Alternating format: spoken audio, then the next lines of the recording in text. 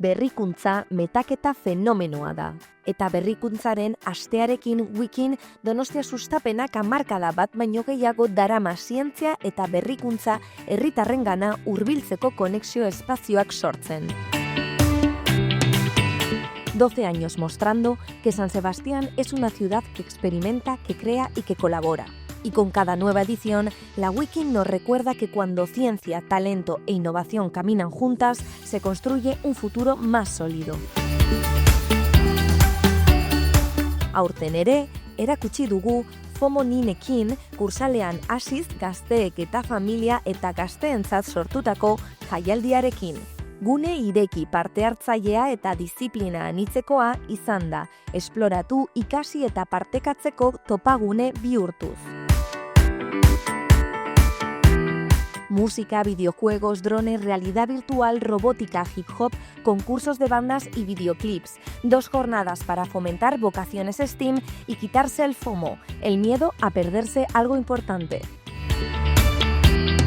Asteak ziberfrontekin jarraitu zuen, Euskadi zibersegurtasun aurreratuaren, adimen artifizialaren eta teknologia kuantikoen Europako mapan kokatuz.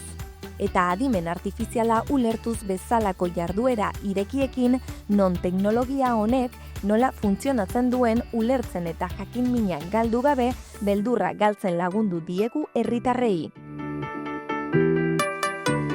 También hubo espacio para el emprendimiento con Hablando en Plata, junto a Matías Carenzo, que nos hizo recorrer las etapas reales del crecimiento de una idea, desde su creación hasta la financiación.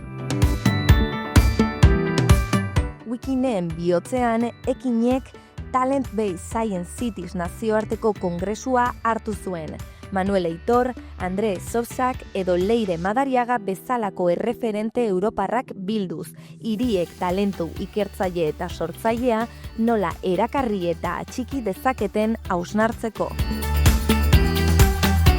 Una vez más, la Semana de la Innovación ha dejado claro que la innovación se expande cuando se comparte.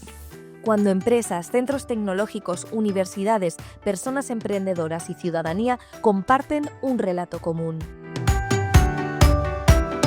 Aurten inoiz baino ozenago entzuten den kontakizuna. Gazteria motorea da, talentua hemen dago, Donostia berrikuntza da. Y lo mejor de todo es que esto no ocurre solo una semana al año, ocurre todo el año, gracias a quienes hacéis posible que la innovación siga creciendo. Eskerrik asko aurten ere, berrikuntzaren astea hain biribila izatea posible egin duzuen guztioi. Zuen babesik eta laguntzarik gabe ezinezkoa izango litzateke. Eskerrik asko!